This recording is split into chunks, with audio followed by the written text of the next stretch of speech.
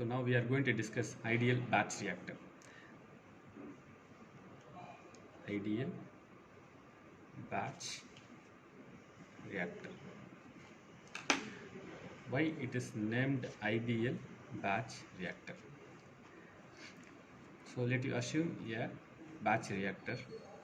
It looks like the given picture. So with respect to the time, the constant, the feed of the reactor, or otherwise we can say the inlet and outlet. The inlet of the reactor, the outlet of the reactor is 0. Why? Because the batch reactor, whatever the feed and the outlet is 0, since the constant volume of the fluid, or we can say the reactant, is taken before commencement of the reaction. Hence the inlet and outlet is 0 with respect to the time, and the ideal is nothing but the constant volume, or we can say it is a constant density. So at steady state, the volume of the mixture of the reactant remains constant. That's why we can say it is ideal. At time is equal to t, the reaction mixture of the reactor remains constant. So you can say it is ideal batch reactor, or otherwise we can say it is a constant density reactor, or otherwise we can say it is a constant volume reactor. So since it is we can say it is a batch, they are operating these things in terms of batch, so that we are saying it is a batch reactor. So we can write the overall material balance for the ideal batch reactor, that is input is equal to output plus disappearance plus accumulation. So let you assume this is equation number 1. So in the equation number 1, the input remains constant, so we can take it as a 0, and remaining the output is 0 with respect to the time. Since the volume of the reaction mixture is taken into the reactor at a very beginning state, so the input and output is equal to 0. So only the thing is disappearance and accumulations. So we can write the equation is 1 is further reduced to disappearance plus accumulation, that is equal to 0. This is equation number 2. So now we need to find out the disappearance of a ideal batch reactor. So the disappearance can be write in terms of the reactions. The disappearance of A in terms of the reaction moles per minute, that is equal to minus RA into V. So where minus RA is nothing but the rate of disappearance of A with respect to time, and multiplied by volume of the reaction mixture, that was minus RA into V. So we can take it, this one is the equation number 3. And similarly the accumulation, so accumulation of A with respect to moles per time, that also we can calculate, that is nothing but dNA divided by dt, where NA is nothing but NA naught into 1 minus XA.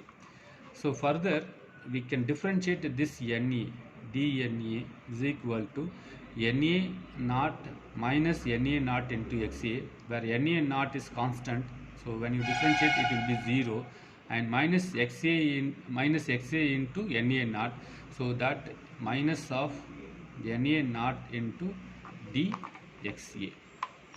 So we can rearrange this equation, that is minus Na naught into dXA divided by dt. So here the Na we can write in terms of the conversion, so that the finding the performance equation for ideal batch reactor, it can be easy. So this is equation number 4. Substitute the equation number 3, 4 in equation number 2. So we have minus Ra into B and minus Na naught into dXA divided by dt is equal to 0. So we have the equation in terms of minus Ra into B is equal to Na naught into dXA divided by dt. So further the equations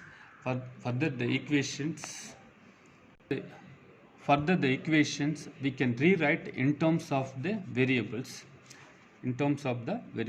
So we can take it this equation number 5. So the equation 5 you need to write in terms of the variables.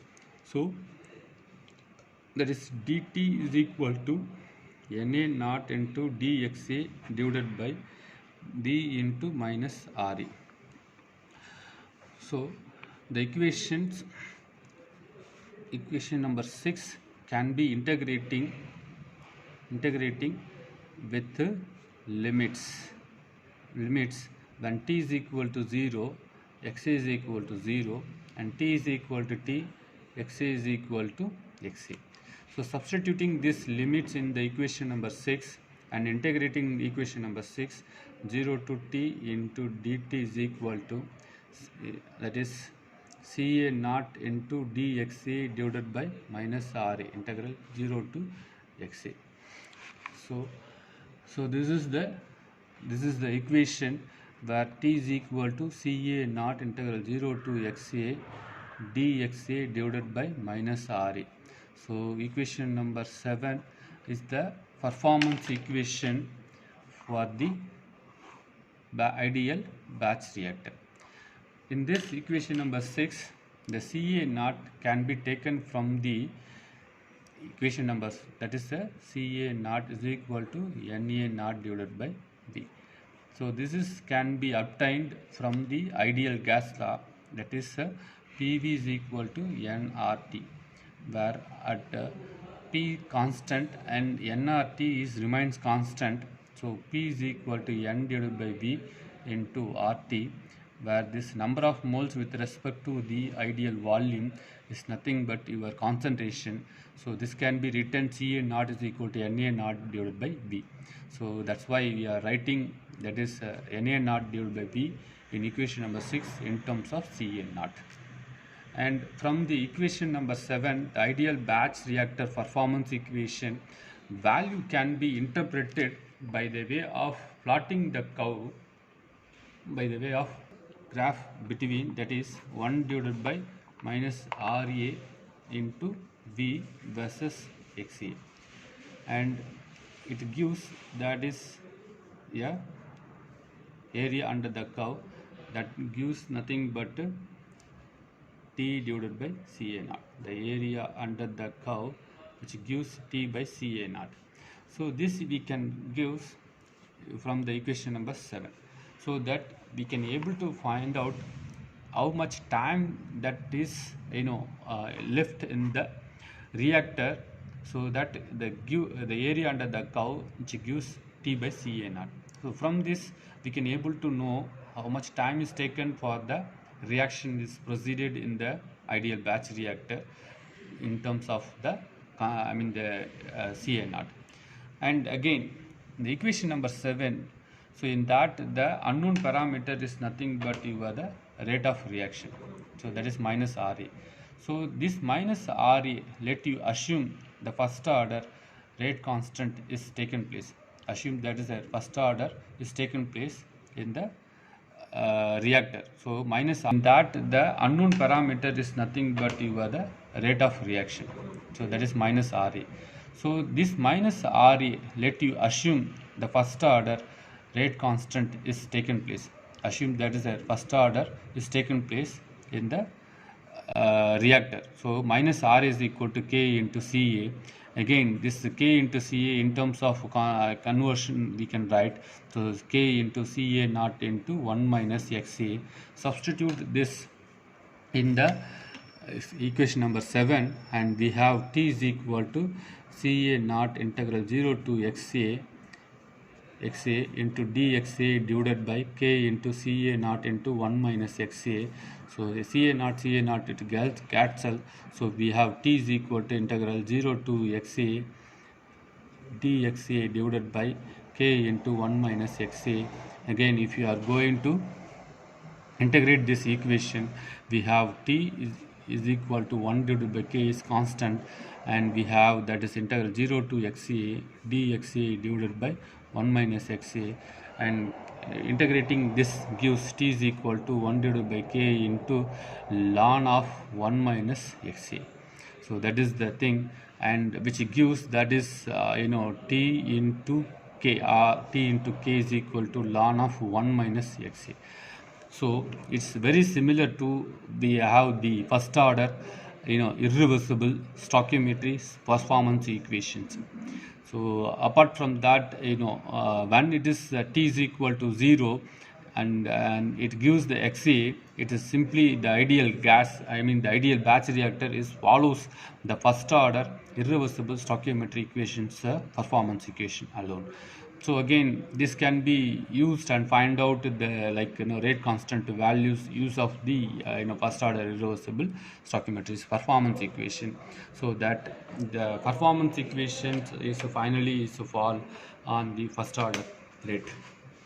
And in when questions like asked in and the ideal batch reactor with the first order stoichiometry equations takes place in a particular system, so by this way you are deriving and finding the performance equation, and the performance equation evaluating that 1 divided by minus Ra was V into Xa and area under the curve which gives T by Ca naught. So that's it for the ideal batch reactor.